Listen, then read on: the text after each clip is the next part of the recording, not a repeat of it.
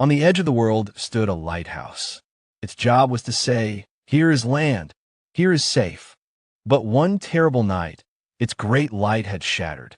Now the tower was dark, and the lighthouse keeper, old Captain Murk, had forgotten how to smile. Captain Murk's heart had broken with the light. He mended nets and watched the sea, but he could not mend the lamp. "What is the point," he sighed, "of a lighthouse that cannot shine?" Finn, who lived in the village below, missed the lighthouse's friendly wink.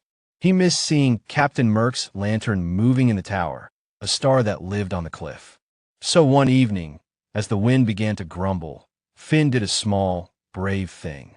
He took his jar with a candle, climbed the lonely path, and knocked on the lighthouse door. Captain Murk opened the door, his face shadowed. "The light is out, boy," he rumbled. "I know," said Finn, holding up his jar, "but mine isn't." Without waiting for an answer, Finn walked to the big window. He placed his jar on the sill. The little flame danced, throwing brave, jumping shadows on the walls. Out in the rising dark, it was the smallest of lights, a firefly on a mountain, a single star in a storm. The next night, Finn returned, and he brought Maya, who carried her own jam jar lantern. Captain Murk said nothing, but he made them mugs of hot cocoa. Night after night, more children came. The keeper's silence softened into hot cocoa, then into stories of old voyages. The windowsill filled with a crew of little lights, jars of honey, pickles, and plum jam, each holding a tiny, unwavering sun. Then came the night of the great storm. The wind howled like a lost wolf. The children held their breath. Their lights seemed so small against the roaring black.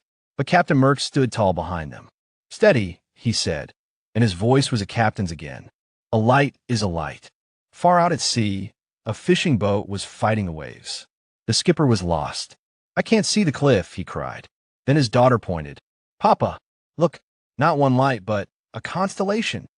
The skipper had steered toward those brave little stars and found the harbor. The next morning, he climbed the path to thank the keeper. He found Captain Murk, surrounded by a tired but glowing crew of children, polishing the big, broken lamp. For the first time in a long time, Captain Murk's hands were busy on the great light. "A lighthouse doesn't need to be the brightest," he told Finn as they worked. "It just needs to be the surest. You taught me that." That evening, the mighty lighthouse beam cut through the dusk once more, strong and clear. But on the windowsill below, the children's little lights still shone. They had become a second beacon, a light of friendship.